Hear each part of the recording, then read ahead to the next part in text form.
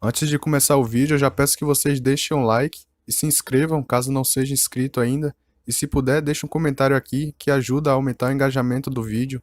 Continuando a história, Blanco pensa por que a energia do Faísca é tão ameaçadora, diz que esses caras da tribo do Relâmpago sempre ficam se gabando por quanto tempo já viveram, percebe algo se aproximando dele, rapidamente ele se esquiva do raio do Faísca. Faísca fica atacando sem parar, mas ele consegue defender com algumas bolas de água. Faísca começa a carregar uma bola gigante de energia, diz que quer ver se ele vai conseguir defender essa, joga um ataque chamado Trovão do Céu pra cima do Blanco, se pergunta por que o Faísca é tão forte, energia explode na frente dele, ele é jogado pra longe, fala que se continuar assim não vai ser bom pra ele, começa a correr em direção ao Faísca, carrega um ataque chamado Broca de Água, Faísca reverte o punho dele com raio, os dois vão indo com tudo e acontece uma explosão gigantesca ao redor, Blanco voa pra longe perto da árvore, fala que aquele cara é mais forte do que ele pensava, desse jeito ele vai acabar perdendo, a energia do Faísca é completamente diferente, vai ter que reunir todas as suas forças e atacar, e em seguida vai meter o pé dali, começa a carregar um ataque, peraí, aquela coisa embaixo dele, a sombra dele é azul. No livro de transcendência, a tribo da água, aqueles que têm a sombra azul, somente aqueles que atingiu a transcendência pode ter. Ei, espere um pouco, não ataque, eu quero conversar. Blanco concentra a energia na sua mão, diz que aquele ataque se chama bazuca de água, dá um tiro que chega ele é jogado para trás, bazuca de água vai indo em direção ao Faísca, facilmente ele joga um raio e bloqueia aquele ataque. Uma cortina de fumaça? Esse cara foi muito esperto, parece que ele fugiu daqui, ele usou as mãos para criar uma pressão de água e atacar, aproveitou a chance para fugir assim que a água evaporou e criou uma cortina de fumaça, mas eu tenho certeza que ele tinha o comprimento da onda de energia exata que eu estava procurando, o membro da tribo da água com a sombra azul, o terceiro membro da força de elite da tribo de Deus, tem que ser aquele cara. E enquanto isso, Blanco vai metendo um pé dali, pensa que aquele cara tinha uma energia em um nível muito significativo, parecia ser da tribo do Relâmpago também, mas o que exatamente é aquele cara? Blanco vai correndo pela vila, o pessoal reconhece ele, se pergunta por que o Blanco tá ali, aquele ladrãozinho trapaceiro. Ele pensa que aqueles caras continuam irritantes, dá um pulo pra cima da casa e sai correndo dali, começa a chegar perto da beirada daquela pedra, diz que aqueles caras já devem ter perdido ele de vista. Eu sabia, era você mesmo, seu ladrãozinho. Juninho dá uma bicuda nele, Blanco conseguiu defender aquele chute, pergunta por que aquele cara tá atacando ele do nada. É isso mesmo, parece que é ele. A minha safira de testa tá no pescoço dele. Vamos, me devolva agora minha safira. Blanco começa a olhar pro colar, fala que agora se lembra do Juninho, é aquele cara da natureza que estava prestes a ser comido pelos predadores. É uma surpresa ele tá vivo ainda. Não fique mudando de assunto, me devolva logo.